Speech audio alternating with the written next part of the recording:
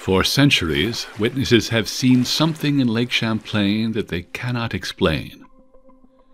The creatures go by many names: horned serpent, America's Nessie, Champ. The evidence for the animals is scant.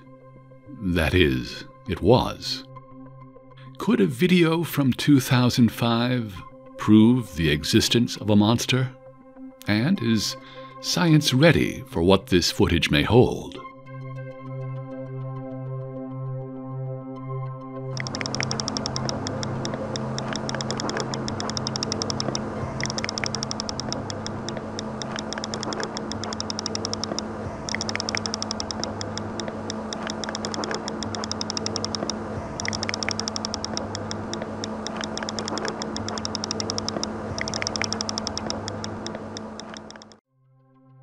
Lake Champlain is a beautiful body of water. Surrounded by 2 states and 1 Canadian province, it is a unique area both geographically and historically. Something else makes Lake Champlain special, something that many say is completely new to science. For thousands of years, native tribes of the Champlain area have told tales of horned serpents that dwelled within the lake. Some historians believe these stories are even documented in petroglyphs found in nearby Brattleboro, Vermont. The natives, though, are not the only people who believe something different lives in this majestic lake. It was on the west shore of Alberg. My daughter and I were swimming, and out of the water came Champ. And he's long, had a neck like this, and stared at us, and we jumped out of the water and went running to the beach. And so it was my daughter and I. But also, we've had other fishermen tell us that they've seen Champ in the water when they're out fishing. He came up, he looked at them, and he went down. And that's all I know about Champ. And we were over at Port Douglas, New York, and we had just over there where we were right up over sunken docks and stuff from an old ferry landing. They used to drive the boats over there, let them off, and they'd get on an airplane or maybe even a buggy and go. But anyway, they were under the water. We just caught some perch. We brought them up the bank. This was probably maybe a 20-foot cliff type thing. And where we were on top, you could see for miles left and right. And we started cleaning the fish. We had caught them over these sunken docks. We started cleaning the fish, and all of a sudden I looked out and there was a wake. A small wake, probably maybe 6 to 8 inches. And all of a sudden, out of the water comes the thing like this, like it looked like a dinosaur. Comes out and goes quite a ways, and made a wake probably, I gotta say, 1.5 feet, maybe even bigger than that. Big one anyway. And he went for probably maybe 20 feet out of the water. He was exposed probably maybe 3 feet, maybe, neck, and had sort of a scaly back. But, you know, other than that, I don't know what it was or where it was, but he was obviously getting fish in those dock areas. I stayed in the window, and it was like a mist that night, foggy, and the dogs were pointed that way, and that's the way I was looking, was that way. And now you got to visualize this is all water, this is not sand. And out of the mist, I kept looking and I thought, oh, it's pea green, it's all moldy. And I didn't realize, I was so tired, what I saw.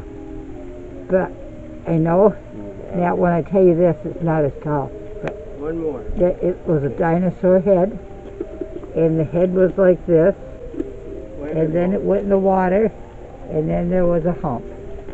And it come under the light, Well, the light was on the dock on this side, and it just stood there, or sat, nah, I don't know.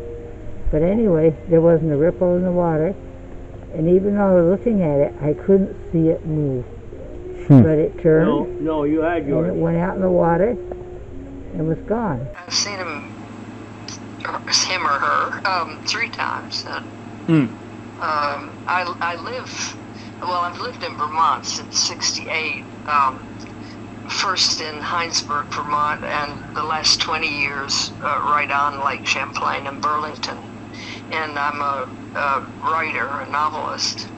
There were 14 of us, and none of them had ever heard of Champ. So we were all sitting at the dinner table, and my brother and his wife were out on the screen porch, and he came running in and he said, come out quick, there's something strange going on in the lake. So we all rushed out, and it was summer, very hot day, but it was twilight, and the lake surface was very glassy, and so we went out and stood along the shoreline, and we could hear, although it was a very still night, we could hear waves breaking on the rocks as something in the water was moving up the shoreline toward us. And so when it reached us, we could see that it was some sort of serpentine creature, probably diameter 2-3 feet across, with sort of scales, sort of shiny blackish scales, and we estimated afterwards probably 30 feet long, and it was moving like with humps. At any given time you'd see about 4 humps sticking out of the water, so it was kind of slithering through the water, and it went right by us about probably 20 feet offshore.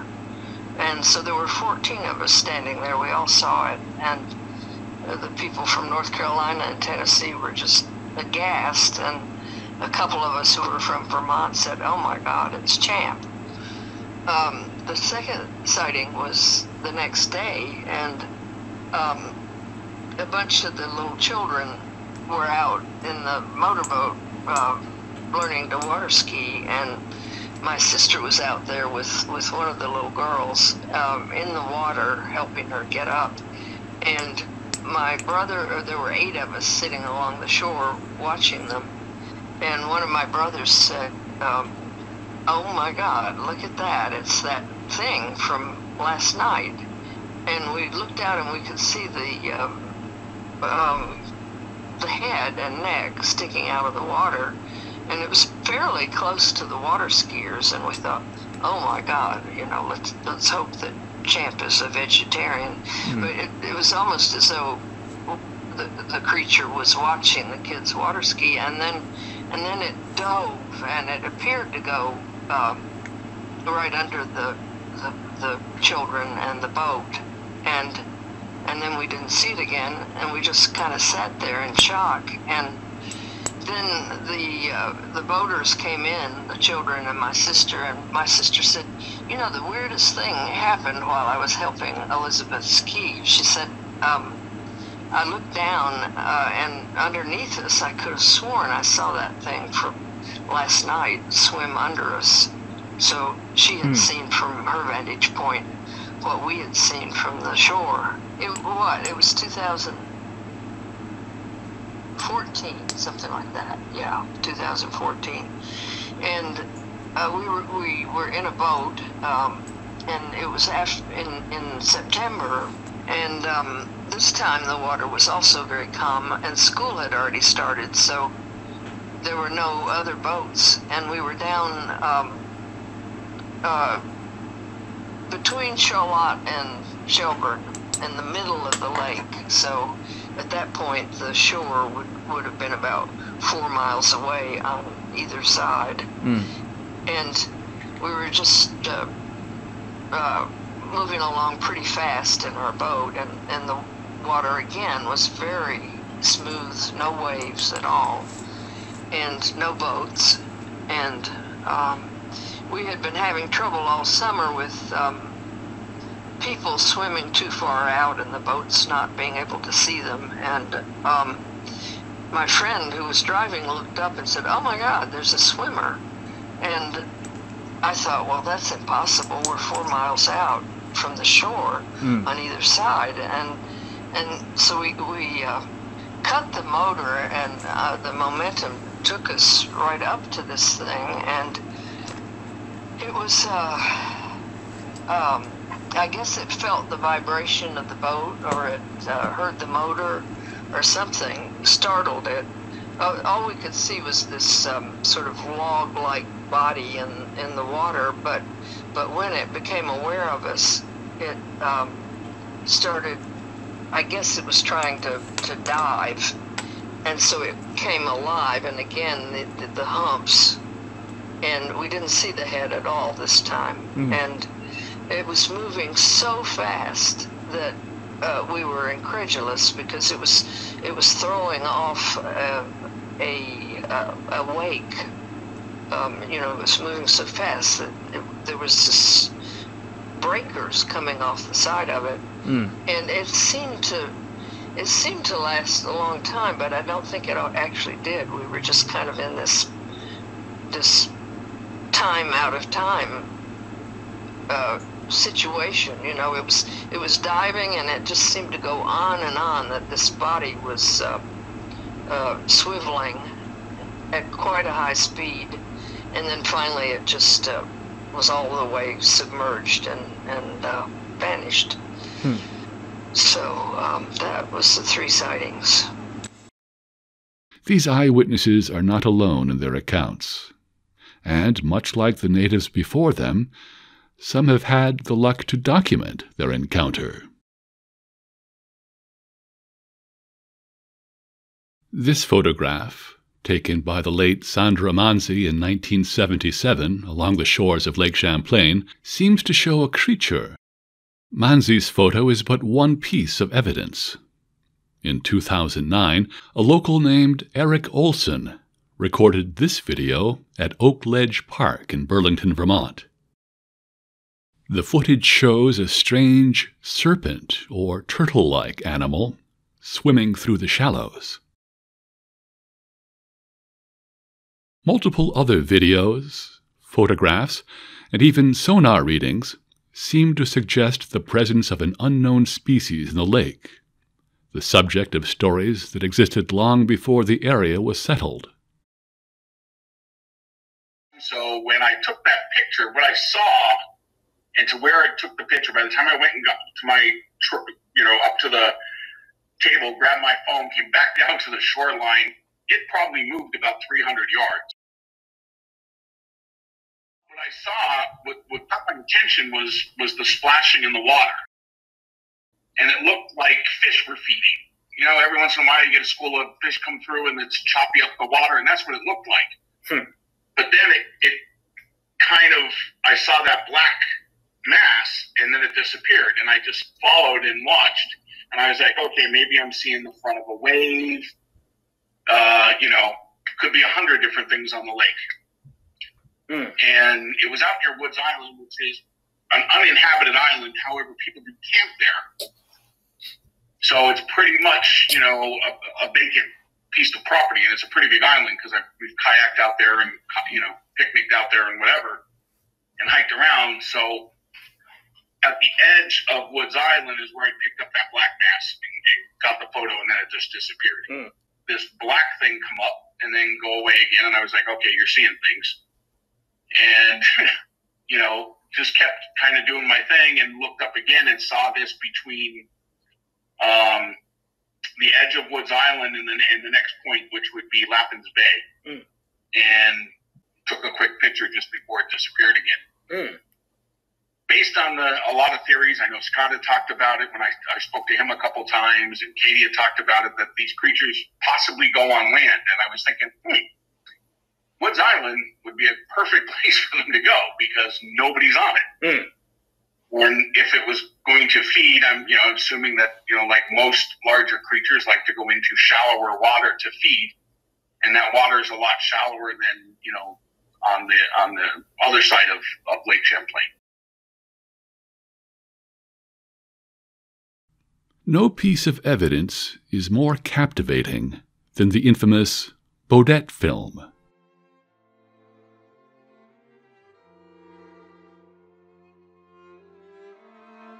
It was on a day like any other in July of 2005 when Peter Bodette and Dick Affolter, two New York fishermen, set out onto Lake Champlain. The men boated to the southernmost mouth of the Ausable River. Suddenly, the men were approached by a large animal right under their vessel.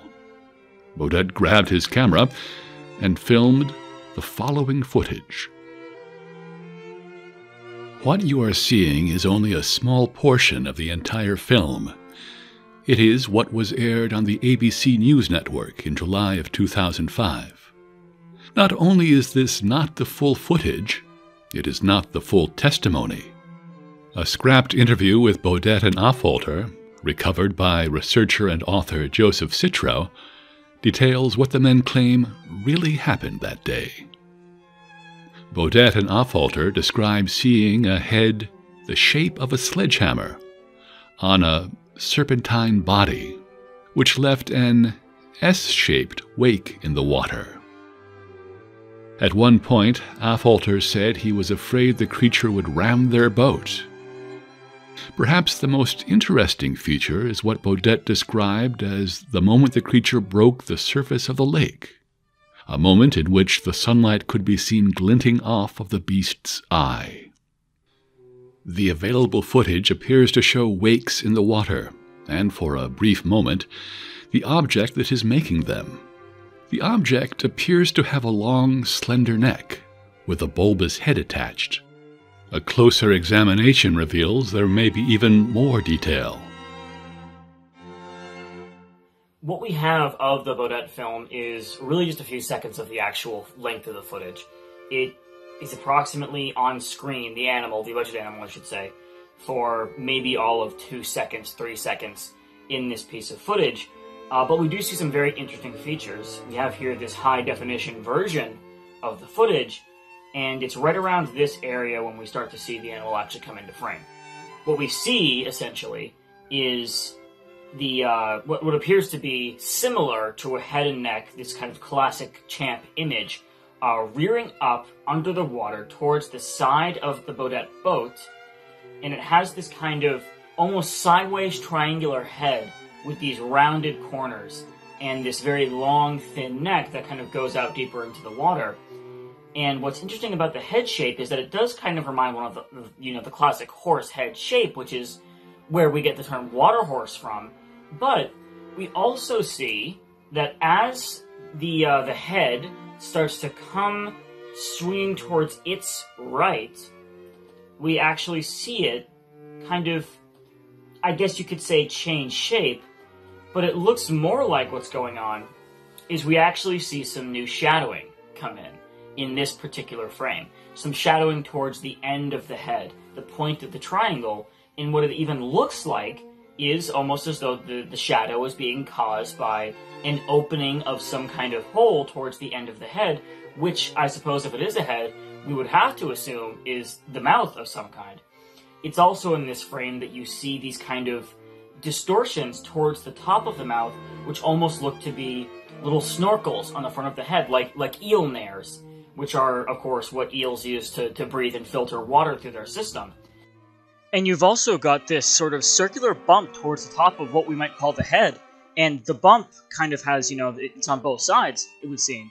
And the bump is very reminiscent of the kinds of bumps that reptiles like turtles and other lizards have on the sides of their heads, which are often used as ears. So that's a very distinct and interesting detail to have on this particular subject.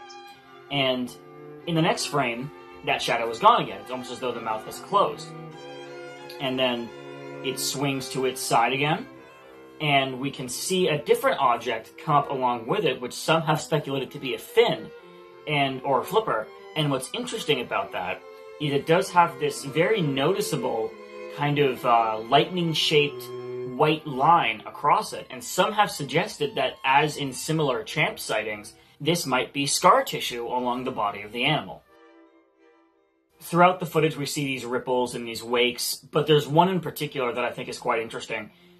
And it is this kind of circular shaped wave or ripple or wake that appears to kind of move up and down as though something has just come up and come back down, or is doing that very close to the surface of the water. And there's no vehicle attached to this specific wake. I mean, it's a perfectly circular individual pattern of wake, which is really quite interesting. Not all researchers agree that the footage is of an animal. Dick Rayner, a researcher at Loch Ness, believes the footage to show a reflection of an object that is above, rather than below the boat, and that this object was intentionally built to resemble an animal like Champ. And of course, in Rayner's analysis, that opening of the mouth as the head turns to the side is actually kind of, it's much more clear, actually, than in the normal footage. Rayner's frames that he was looking at do provide this kind of high-definition look at that particular moment. A New York Times article from 2005 states that Melanie Stiassny, curator of fishes at the American Museum of Natural History, examined the footage in its entirety. According to the article, Stiassny concluded that the footage was unconvincing. Stiassny, however, declined to be interviewed on the same subject in the spring of 2020, claiming she had, in fact, never seen the footage. So what of others who have seen it? The late William Drangeness, a Lake Champlain researcher, was lucky enough to see the footage before his death in 2018. In conversations with fellow researcher Scott Martis, Drangeness expressed belief that the creature was not only real, but that it resembled something in the fossil record.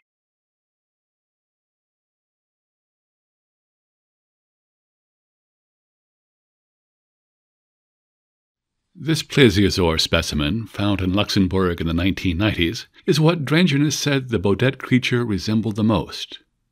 The long neck, the typical plesiosaur body type, and the forward-facing eyes match Drangeness' interpretation of the footage.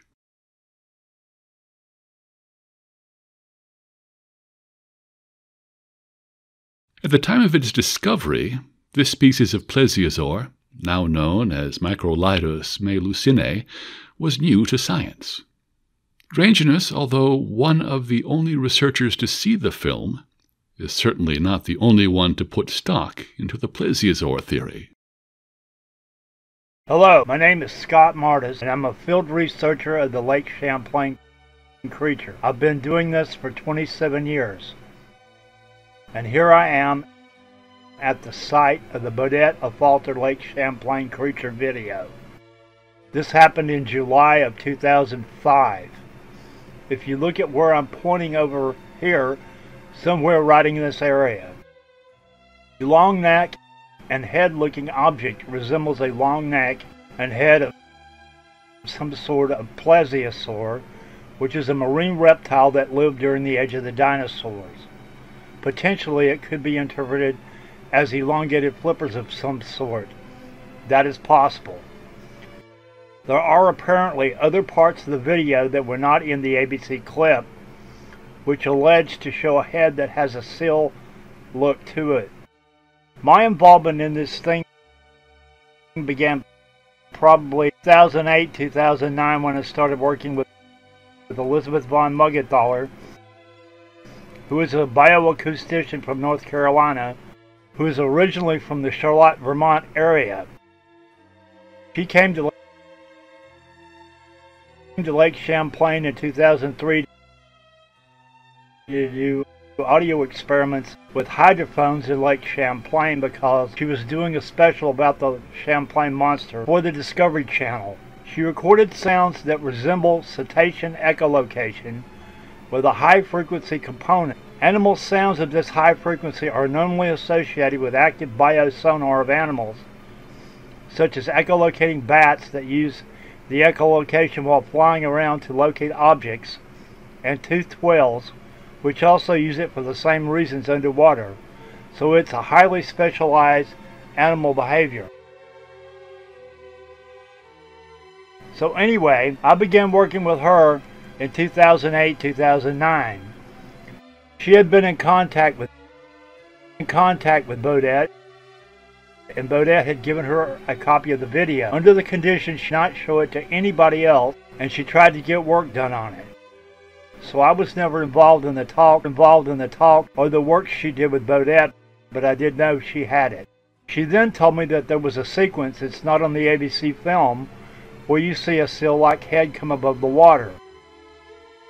There's many things that are still being debated. They're still debating today whether it's a vertebrate or an invertebrate. But it's probably classified as either a gastropod-like animal or a worm-like animal. In the 1960s, Professor Roy Mackal of the University of Chicago thought the Loch Ness Monster might be a giant sea slug of some kind. In addition to this, there was a University of Plattsburgh professor named Dr. Philip Raines, who also cataloged champ sightings. And he had the idea that what people were seeing were unusually large eels and unusually large sturgeons. But he did think there was a plesiosaur-like creature in the lake, and he thought it was probably a giant slug of some kind.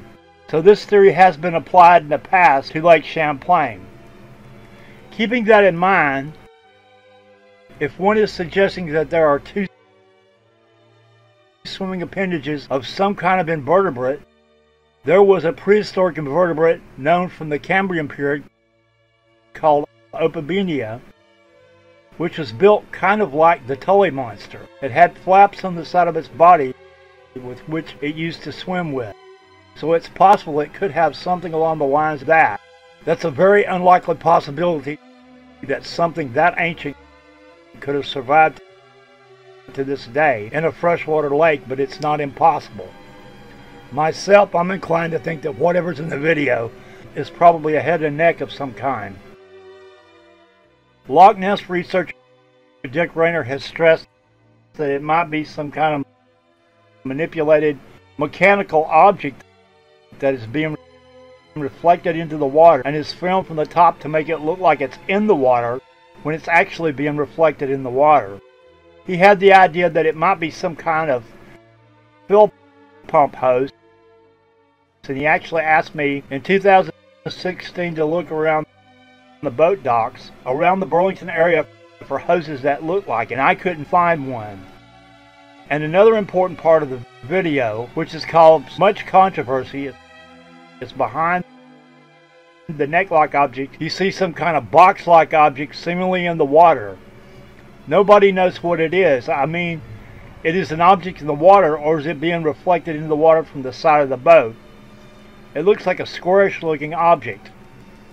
One opinion of Rayner's is it looks like a track or machine. It's ambiguous. You can't really tell if it's in the water or if it's on the boat being reflected into the water.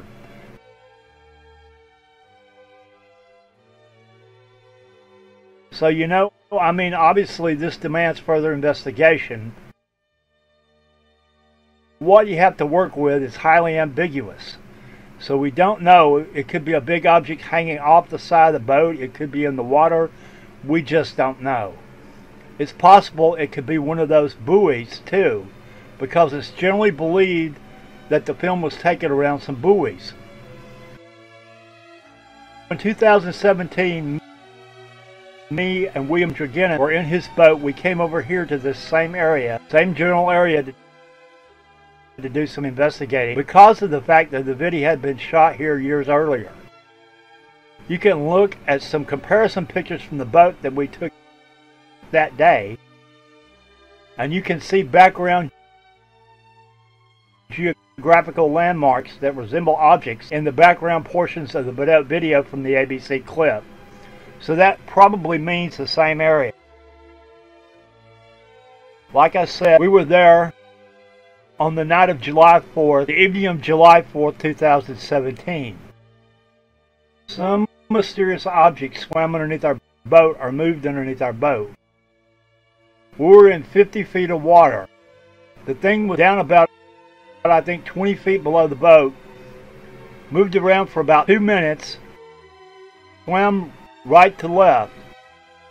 Looking at the screenshots we got of the object on the sonar screen, Will had forgotten to put the SD card into the sonar, so the best we could do on the spot was to take photographs of the screen. But anyway, looking at the object on the screen, we estimated this was probably about 10 to 13 feet long, which is really large. And it looks like a round-bodied large object with a thin appendage coming off it on the left end, roughly the shape of maybe a plesiosaur or a large turtle with a long neck.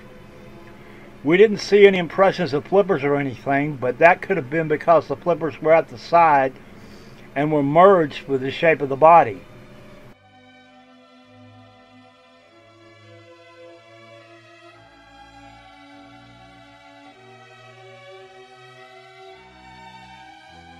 But that was our hit.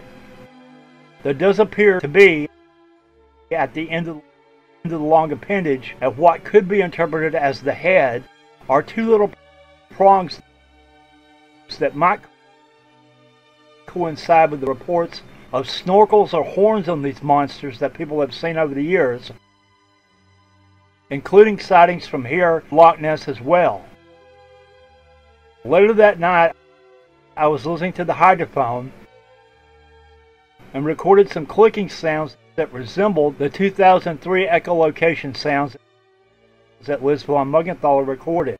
Very faint, but they did resemble the sounds from 2003. At any rate, this video and this area, because of all these different things that I've talked about, is worthy of further investigation. My involvement was as a scuba diver.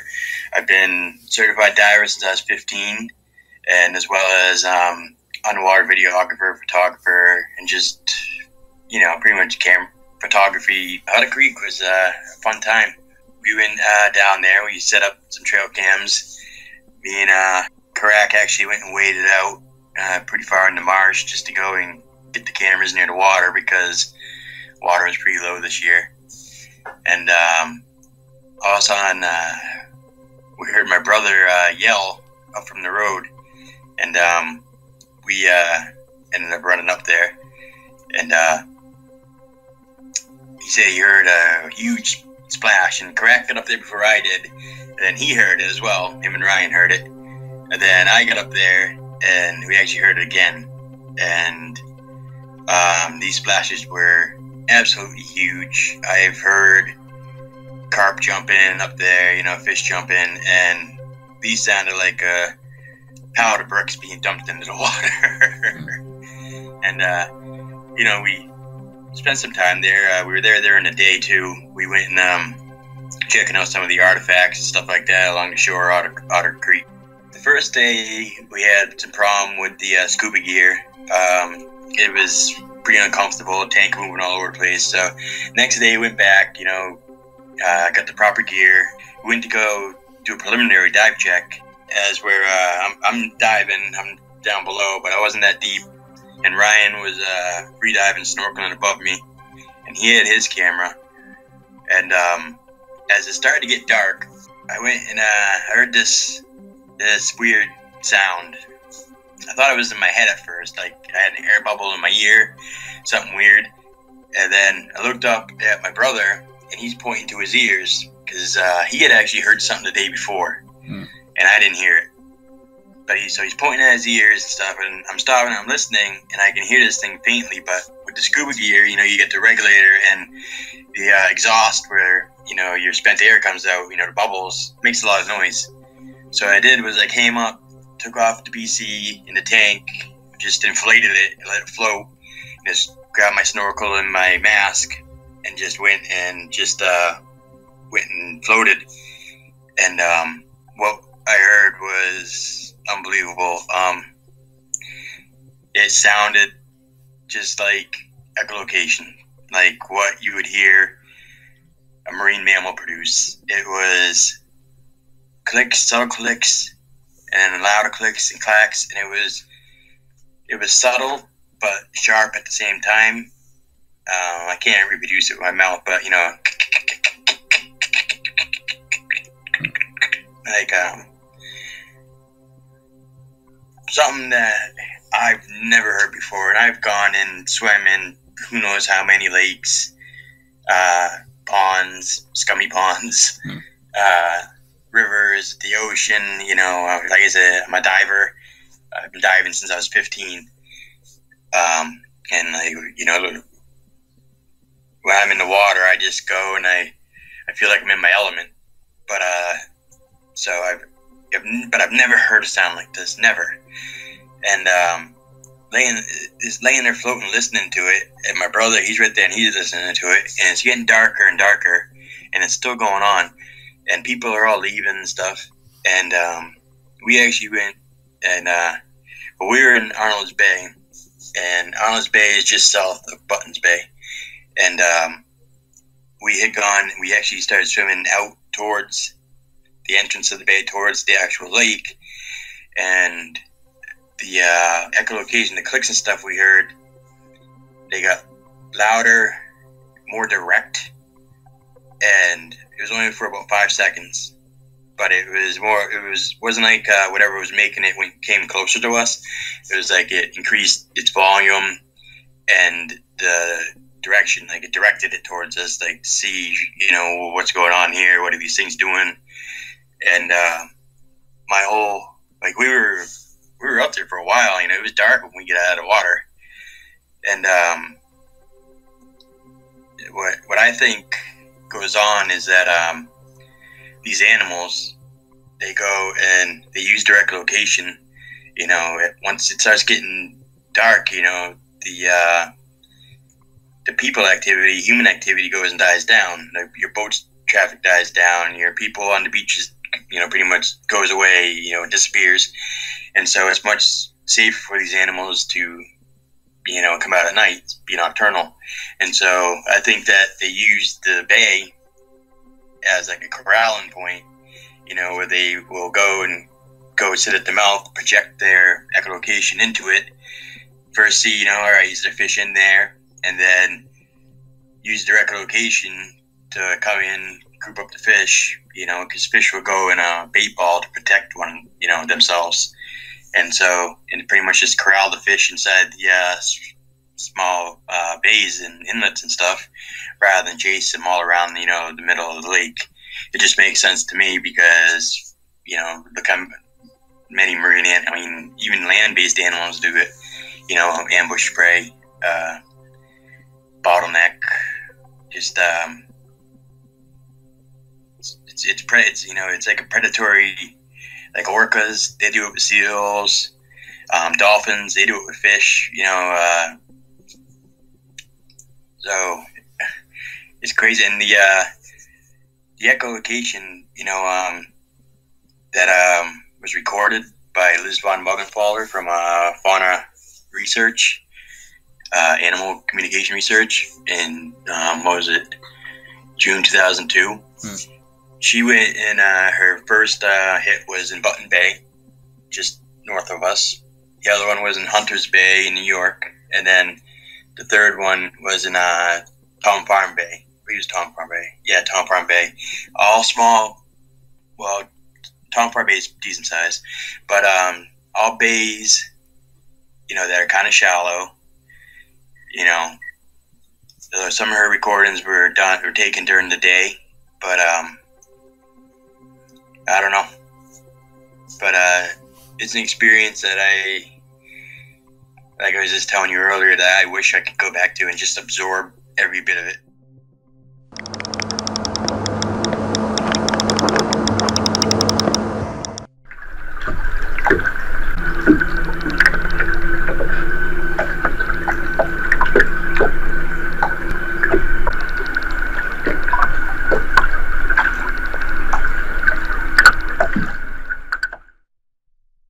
It's a compelling idea. Lake Champlain's prehistoric past of being open to the sea certainly keeps an evolved plesiosaur viable. However, some have a different idea of what Champ might be. Ruby Anderson, a researcher of the Lake Champlain phenomenon, has her own ideas about the subject in the Bodette film. We got in touch with Scott Martis, and he put us in touch with your father and Jerry Manchia Cooper and Dennis Hall. And so we've done a couple of expeditions with Dennis and Scott and Martis together. The fact that they seem to be similar to bears and dolphins. They're working in a coordinated effort to cut out the fish, hurting them in the shallows. They use echolocation. That would seem to indicate that it's a mammal. My daughter and my son-in-law showed me the PVC photos where other people in the camp that want parts of the photos. And then I looked at the other end of it that kind of appeared to be like the head. We realized that it looks like there's a large turtle shell on the back. And one of the other pictures that appears to be the head of the turtle. But it looked almost like there was a fish or a eel, maybe possibly trying to get away from the turtle. Interesting. So you think that the thing that people say is a head and neck is actually a separate animal to the actual... In the Bodette area, yeah. Interesting. I didn't know that. Okay. Have you ever spoken to anyone who has seen the film after they had seen it? Yes. Elizabeth Martin's daughter has seen it in its entirety. I don't know if she signed a confidentiality agreement because she didn't really say much about it. After she saw it, she just said that we needed to see it too, and that some of the things that I had said previously were right. She didn't really go into any more detail about it. Chuck Pogan is a researcher from Florida who has had his eyes on Lake Champlain for a long time. He, too, believes Champ could be a species of giant, long-necked turtle. The water is too cold for reptiles. It's like, well, there's 5 species of fully aquatic turtles that live in Champlain. They rarely come out of the water. So everybody kind of overlooks turtles. They're never considered, even, knowledgeable people like Lauren Holman.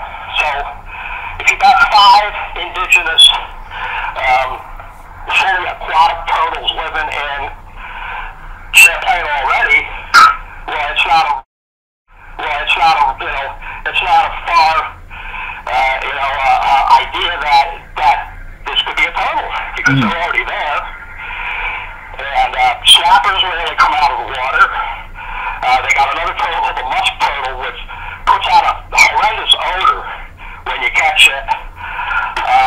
And they have a mock turtle, painted turtle, and then they have 2 varieties of soft-tailed turtles. Well, when I was looking into it, I came across this thing about how the snakeneck turtles have this complex language. I have a link to it in one of my blogs, and if you read this paper, it's like, well, holy cow, turtles were thought to be just like dumb, and here they have this complex language that indicates social order, which is something that was never attributed to turtles and almost not even to reptiles at all, that they would actually have a social order because they were, there's always assumed that they were just too dumb to care about things like that, but that's not true. So it's like all these misnomers about turtles, and once you look into it, you realize that this is the perfect explanation for lake monsters. Some witnesses, such as members of Ruby Anderson's family, believe Champ is something reminiscent of a classic sea serpent. Could this explain the body described by Bodette in the transcript? We wait around, watch around, wait for sunset, didn't see anything. So we're going to go to bed. And, they try to get up real early in the morning. So around 10:30-ish at night, because it was dark then, we hear what sounds like an animal being killed. So, it was really loud, and there was a lot of splashing. We were maybe 20 feet from the beach. So, I tried to get up and go see what was going on. But either adrenaline or whatever. 15 minutes later, everything quiet down, calmed down.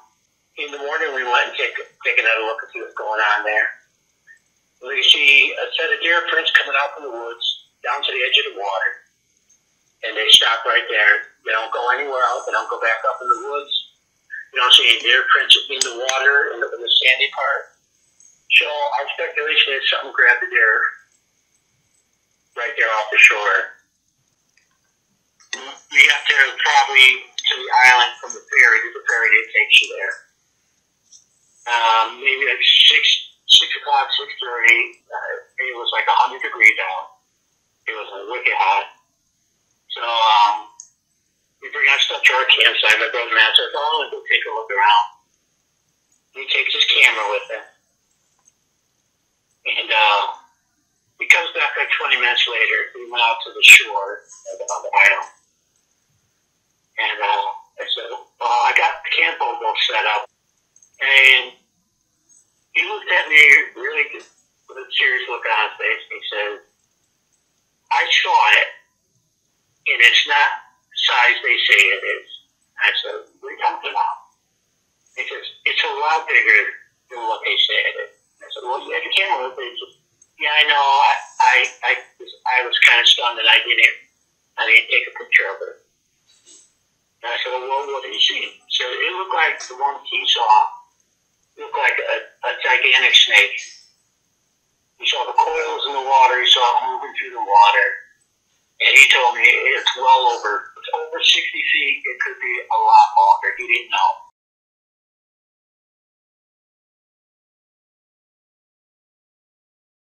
Other theories include giant seals, Tanystropheus, and the Tully monster.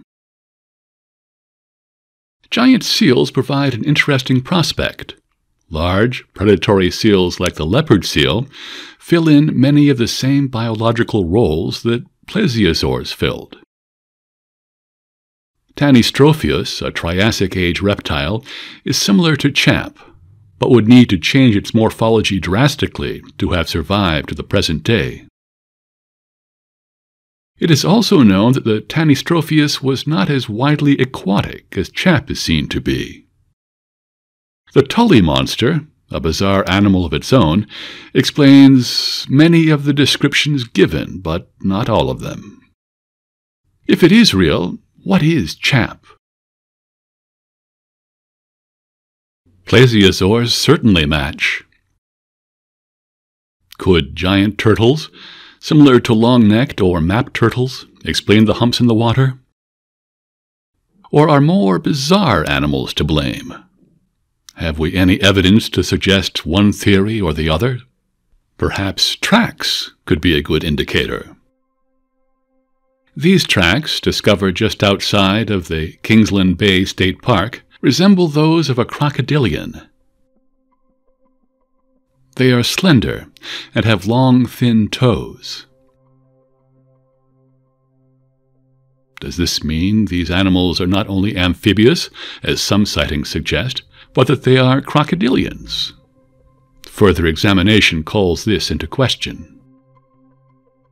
The Kingsland Tracks are really interesting. We have here this digital depiction of the Kingsland Tracks by our anonymous artist who's seen the actual photograph, which has since been taken down. And what's so interesting is that this is a depiction of one of the longer tracks, apparently.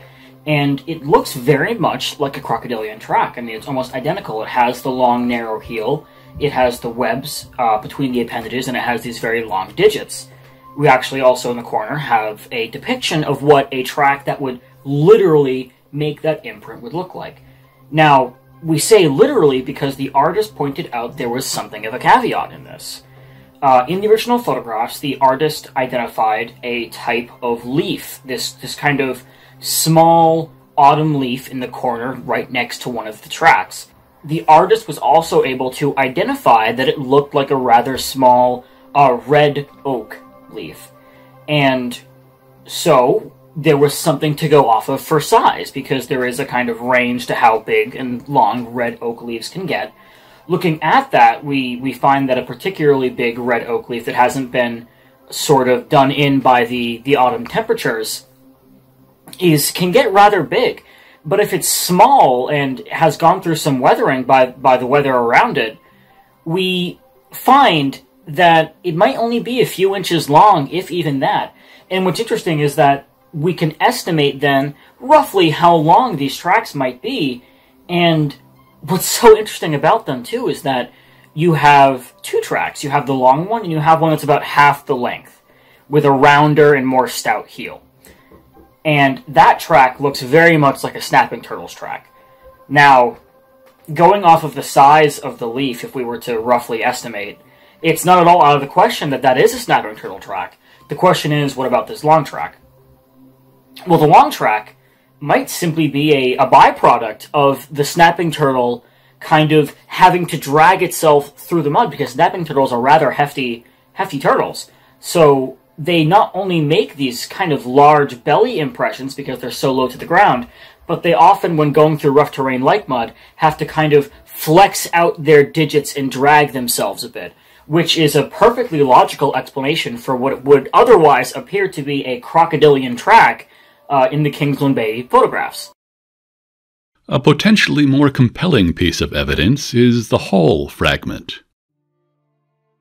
Discovered along the shores of Lake Champlain by former researcher Dennis Hall, the fragment is believed by some to have been the remnants of the skull of a champ. It displays the infamous horns described by Native American accounts, and, interestingly enough, bears some resemblance to other horned animals. This is Dennis Hall allegedly found it. In 2009, I got an email from Liz von Muggenthaler with 2 black and white pictures showing this skull cap of something, asking me, what is this? So she put me to the task of trying to identify what this thing could be. Allegedly, Dennis found it at some point in the woods around where he lives in Patton, Vermont, which is on the eastern shore of Lake Champlain. You've seen the pictures. There appear to be at least 3 of them. Altogether, there's 4 pictures, but 2 of them appear to be the same picture that has been cleaned up and maybe colorized. But the other 2 appear to be different. You see different objects in the background. There's nothing in the picture to scale it. What it looks like is a skull cap of some animal with 2 horns coming off the crown of it. And there's nothing to rule out the possibility it could be a piece of bark with 2 limbs coming off of it that just coincidentally looks like the skull cap of an animal. So the first thing that comes to mind is some kind of horned ungulate, like say maybe a deer or a sheep or a cow or a goat. Now, I've shown it to people and they've said that deer don't have horn cords like that. In other words, the horns of a deer and the horns of a cow are separate pieces from the skull, which is why you can take them off the skull and mount them. Whatever this is, looks similar to a sheep or a goat or possibly a giraffe.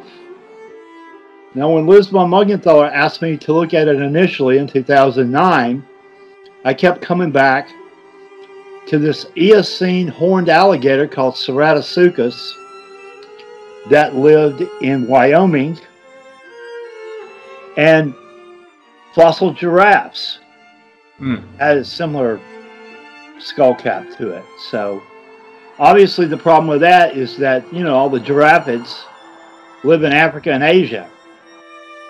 There's a bighorn sheep out west in the Rocky Mountain area that resembles it too. The fact that Pleistocene fossils have been found in Vermont doesn't rule out the possibility that this is something from the Ice Age, because we found, you know, the Charlotte Well skeleton not too far away from Addison County in Charlotte, Vermont. So that's a possibility, but to my knowledge, there's no evidence that these bighorn sheep that live out west in the Rocky Mountains ever made it this far east. So I think it's highly doubtful that it's a Pleistocene fossil of a bighorn sheep that lived in Vermont. Now, there are sheep farmers and goat farmers in Vermont, and there have been for hundreds of years. In Winooski, Vermont, where I used to live, there's an old woolen mill that has been turned into an apartment building. So obviously there was an industry of sheep farming for wool and harvesting the wool that's been going on here for hundreds of years. So it's possible this could be the skull of a sheep that somehow wound up out in the woods. I don't know. Dennis has never made any claims that this is the skull cap of a champ animal.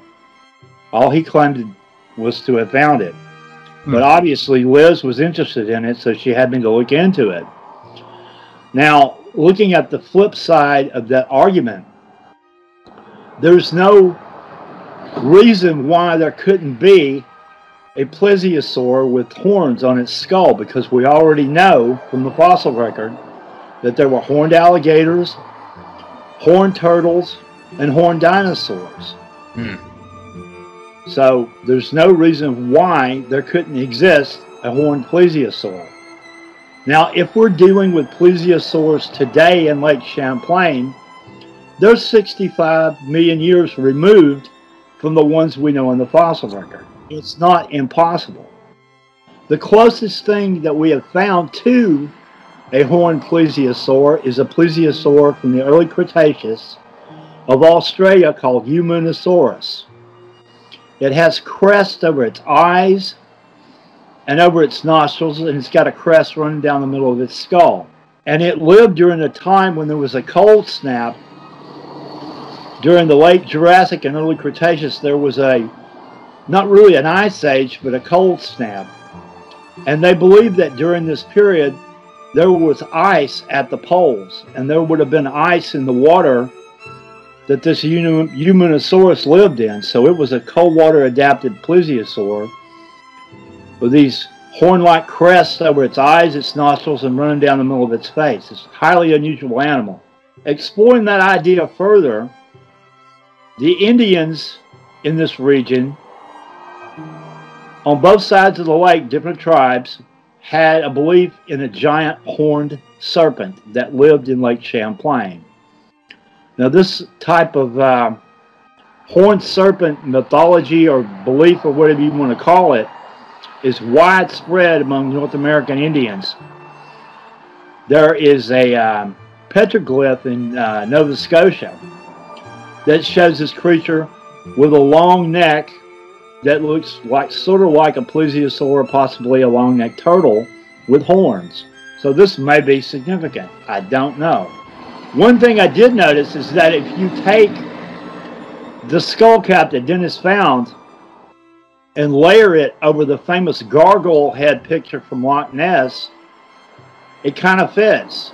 Now, obviously, that picture is very controversial. Many people believe that a tree stump that was retrieved from Loch Ness in 1987 is the object in the gargoyle head photo. Other people don't believe this, but it's interesting.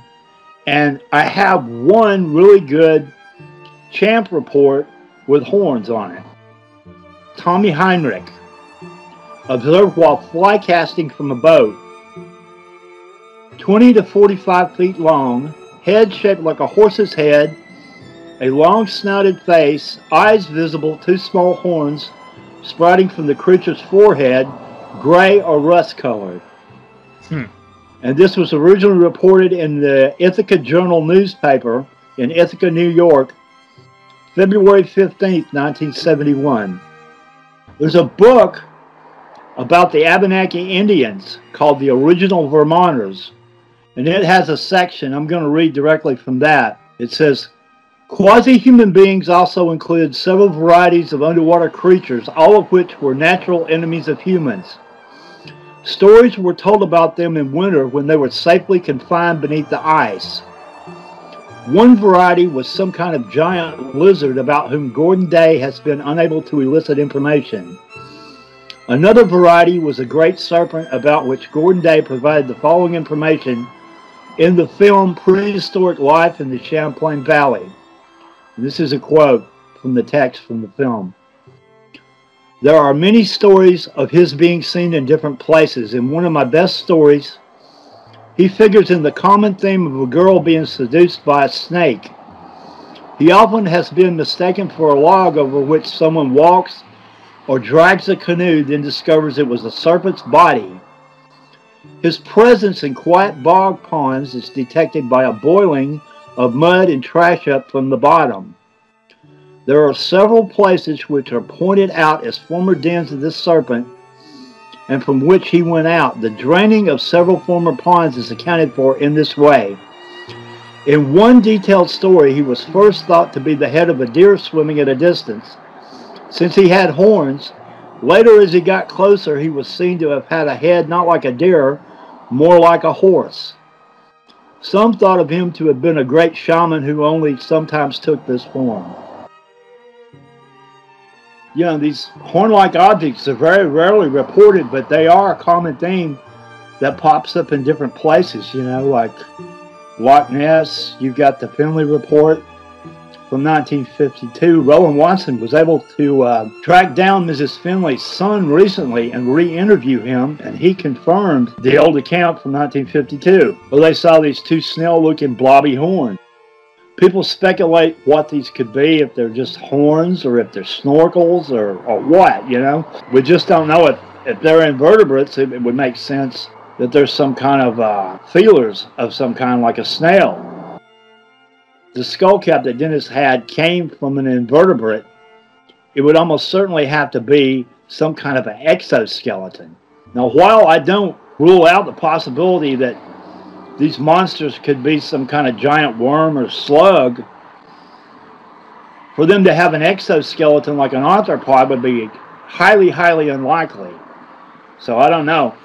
If it was an exoskeleton, you would expect what you see in that picture of the skull cap to be more of a different texture.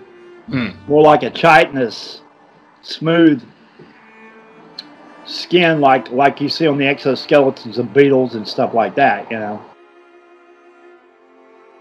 Another Champ researcher that worked with Dennis relayed the information that skull disintegrated. So, as far as I know, all we have left are the photographs, which, you know, you can only do so much with.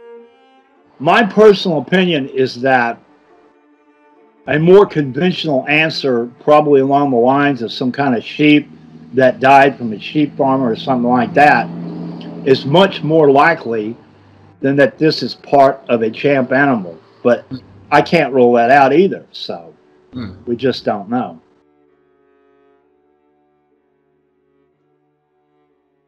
Overall, the Bodette subject seems to be an amalgamation of all these ideas. It looks very much like a plesiosaur. But it also resembles a turtle, a snake, and even more reptiles. Might the Bodette subject, and Champ at large, look something like this depiction?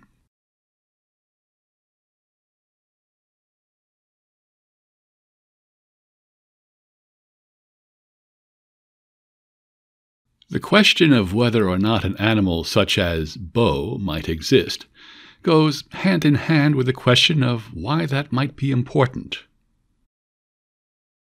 If real, a species such as Champ would change our understanding of the evolution of animals on our planet. It would rewrite zoology books. The area of my expertise, you could say, is GIS technology, which I used to teach my high school students back in the Todd High School. I'm also an animal tracker, and I've tracked animals throughout North America, South Africa, and Nepal. My research interest is to try to understand how people are learning to live with a large predator such as the tiger.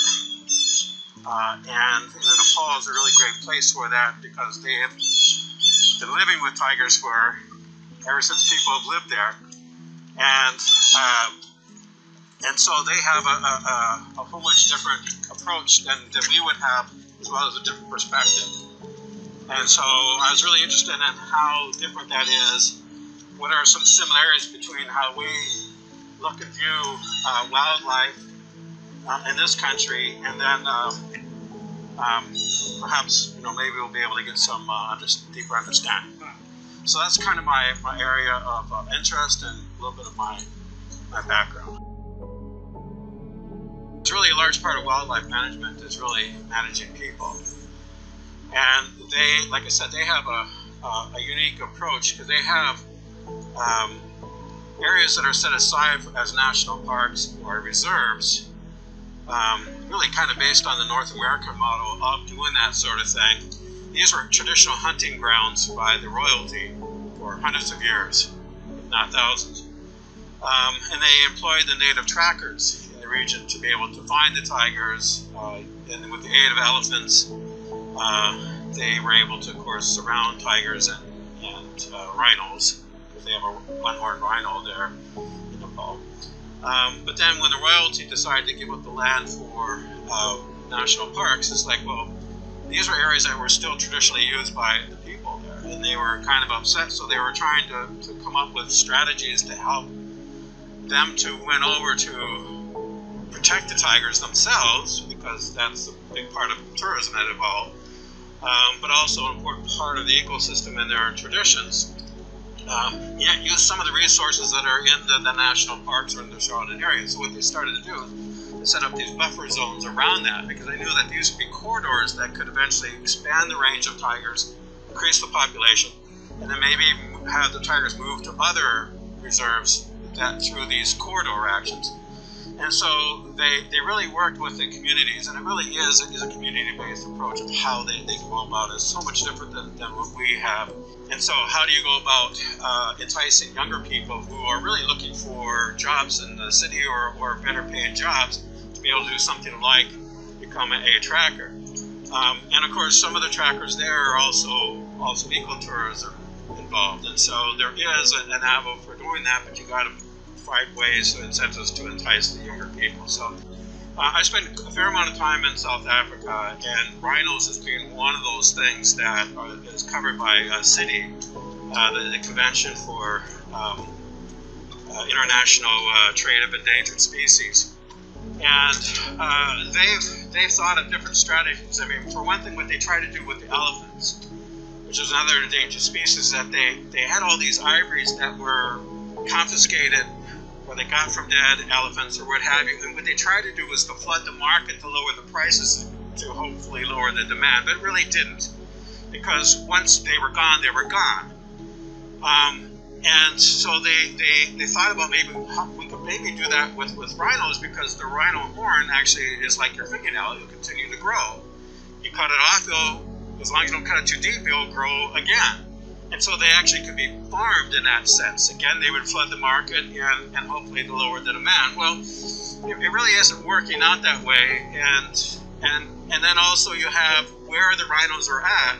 Sometimes they're in private reserves for people to go touring, and others they're in national parks. But these national parks were once native land that people who lived in those areas, and they are finding themselves, or at least they found themselves, locked out and benefiting economically from that. And that's beginning to change in South Africa, for instance, which I'm more familiar with, where they are offering opportunities for people who live on the edges of these national parks or private reserves, that they would be able to gain control of them and set up their own ecotourism business.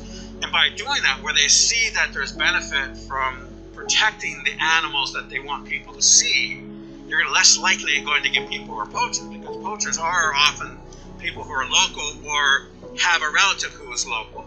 And they're the ones that are going to be going out there, and they're getting a few $1,000s, which for them is a huge amount of money, and getting out there onto the black market. To be honest with you, it's rapidly losing out on that battle with rhinos and with elephants. their ranges are decreasing. There are many other people who are doing this sort of thing. And that's what's really the gratifying thing, is that there are lots of people who are moving in the right direction. It's just that we don't have the inertia to really have a systemic change throughout. But it will have to happen. That's my belief. If we don't, then ecosystems will collapse. Basically, then us and other species will go along with that. We're already in the mass extinction, the 6th mass extinction. It's happening at a phenomenal rate. It's beyond what would be the normal extinction rate. We're dealing with one that has not been since around, the extinction rate of the dinosaurs. Even though that was quick, we're on course for that type of mass extinction where 95% of the species will go extinct. In a relatively quick order, not like in my lifetime, probably not in your lifetime, but in a few hundred years, perhaps. But we'll see the beginning of the end in the next coming decades as systems begin to collapse, I believe. I would rather believe that we could do more than just stave it off. We could come up with a new kind of equilibrium, if you want to call it that, at least a sustainable means. And then nature is very resilient, and if you give it a chance, it can bounce back relatively quickly. When I say relatively, it's not within our lifetimes, but relatively quickly. So if we were to put a moratorium on commercial fishing in the oceans would rebound back within a lifetime or two of people. And that would be beneficial for all. And like I said, if we change our land use practices, including farming practices and so forth, and what we have kind of in the industrial approach, we change that to where we are spending more time in investing in the soil and bringing back the biota, the soil back, which will help to sequester carbon, allowing forests to grow back in areas that they have been removed. These are things that will help to sequester carbon. And there, of course, will have to be some technological changes that will go along with this in terms of our uses of energy and where we get our natural resources from. We're going to have to, material science is going to be like one of those expanding fields where we have to try to find new ways to make the things that we use, but are what I call a dirt-to-dirt economic system, where things have a cycle, okay, that they'll break down and they'll eventually become part of the soil, or where have you, at least it's broken down and not something that's thrown away. Those atoms are completely locked in for thousands and thousands of years and not getting their way back into the system. Because as you take more stuff out, there's less stuff that's going back into that system in that respect. So our economic systems are going to really have to change as a response to sorts of things. There's a lot that has to happen in order for us to maintain ourselves as a viable species, as well as many others that we touch their lives on, plants and animals.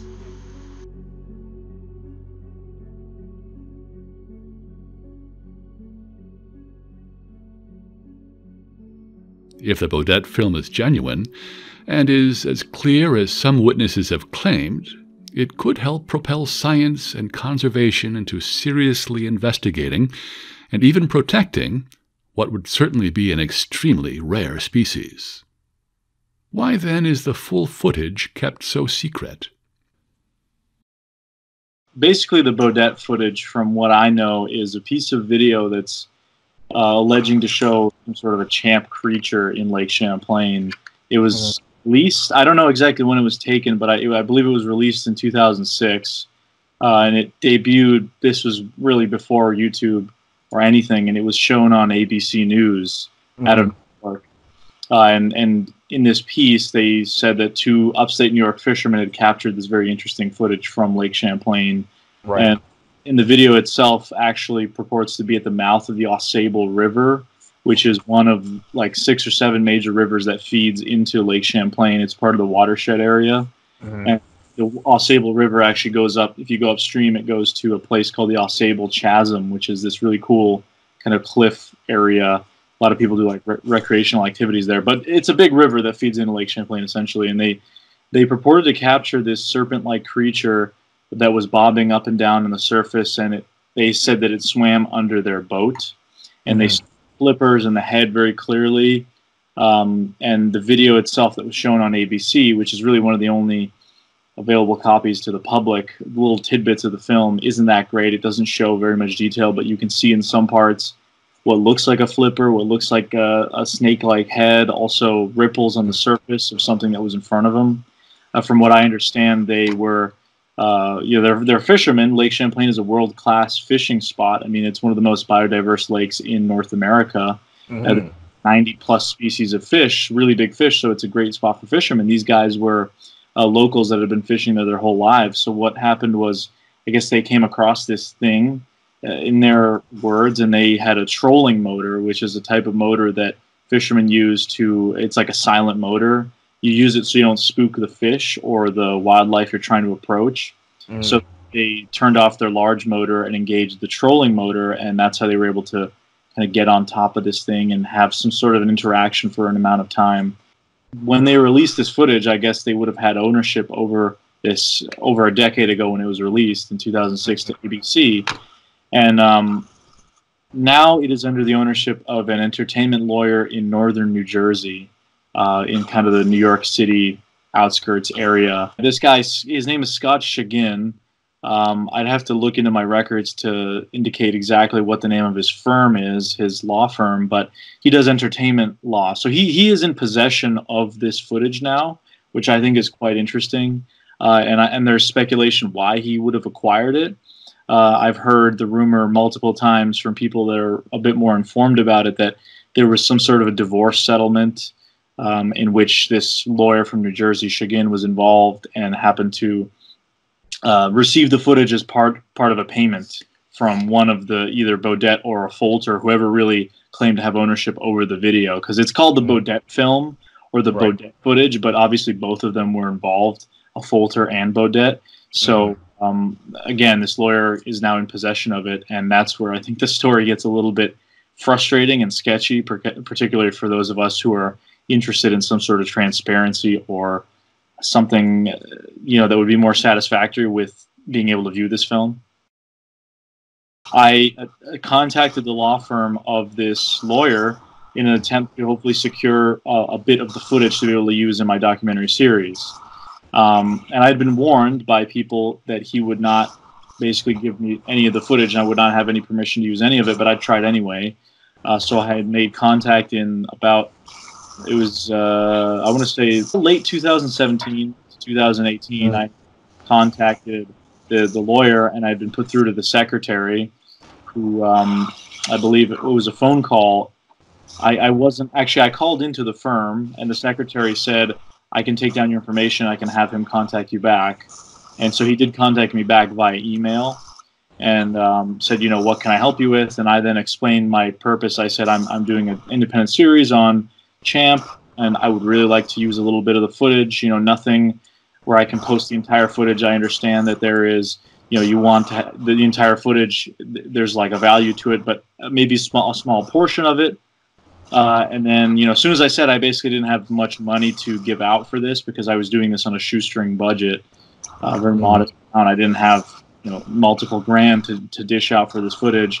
I didn't get any response back. So then I attempted to contact ABC to see if I could license footage from them from when they had their debuting of the footage in 2006. I thought maybe, they'd probably be pretty expensive too, but I thought it might be a workaround way to use the little chunks that they had. ABC was given full permission to use every part of the video by either Chagin or the fisherman who had it in possession at the time. I don't know at the time, but they said that they could use the entire portion of the video, and they only used small segments, and apparently they didn't even use the best parts, as I was told, which is interesting. So I contacted ABC, and they basically just said either contact the lawyer or Affolter or Bodette. So they kind of boomeranged me back to those guys. I see. I tried Chagin again, and I just didn't get a response. So, I mean, it was... so Bill Dranginis had actually, when I interviewed him about the Champ subject and his research in general, I got to ask him about viewing the Bodette footage. And from what he told me, he was extremely interested in the footage. He had contacted the lawyer in New Jersey and had driven up there from Virginia, or the D.C. area where he lived. So it's not like he was real close. You know, he drove a couple hours to go see this footage in its entirety. He was allowed to see it. He wasn't allowed to take any pictures or anything, but he was actually able to view it in its entirety, and he came out with a conclusion that it showed some sort of plesiosaur-like creature. And he said that he thinks ABC didn't use the best sections of it. Upon viewing the footage, the law firm had asked him to sign an NDA, a non-disclosure agreement, which he disagreed. He did not want to sign one. That was not part of the contract that was not part of the agreement of just seeing the film. So he basically, I don't know if they wanted him to just not talk about seeing it or not blow the lid on it or anything, but because he wasn't under a contract, he had no obligation to them to not share the story with myself or with other people.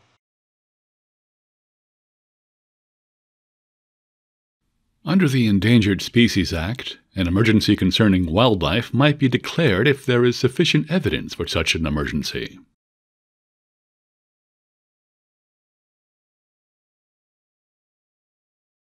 If the Bodette film truly is real, then it might just be that evidence. If so, there may not only be environmental concerns surrounding the footage, but even legal ones. All that has been available to determine that is analysis and second-hand accounts, as well as the countless sightings around Lake Champlain. It gets frustrating, but it's also just exciting, you know? There could be something completely new that no one knows what it is. It could be its own species of animal. And as me and you said before, the whole point is, you know, release the Bodette film. If there is this footage that they go and they claim that they have for the lawyer there, then get it out there so that we can get proof that these animals exist. Hopefully be enough to prove. That way we get their protection, not just protection for the animal, but for the whole ecosystem. You know, all the sewage, like raw sewage gets dumped in Lake Champlain, like millions of gallons a year. That's disgusting. Runoff from farms, which, you know, I understand farmers need to make a living and stuff, but they need to figure out just, you know, something with the runoff from the pesticides and fertilizers and all that stuff. You know, because you need to protect what Champ eats, this animal eats. They need to protect what Champ eats, you know, and on down the line. And otherwise they're going to be gone, and we might even get a chance to go and know what they are. You know, you might be gone before we even go and get a chance to. I hope they never get Champ, because, you know, he's been here, and like I said, what a nice documentary. On top of the water, under the water, see, it's how joyful. And you take and box him in, what's going to happen?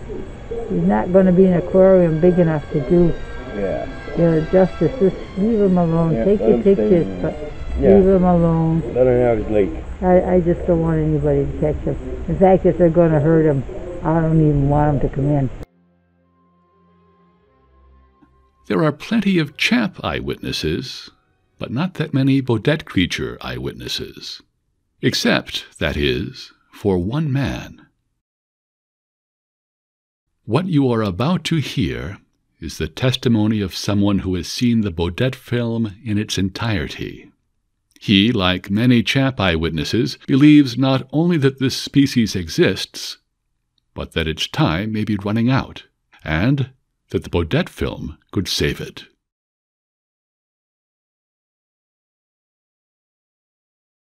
He's coming up to this thing, and it's just like he's going, what the? And they come up to this thing, and it's just kind of sitting there a few feet under the water, just hovering. And he's going, what the hell is that? And that's when he stops. The thing just sits there, and that's when you see all these long, slender things come into view. You see what looks like a plesiosaur neck snapping at you. There's something different other than these long wavy things that are kind of, you know, in your face when you look at that big yellow thing that you mentioned. That's the shell.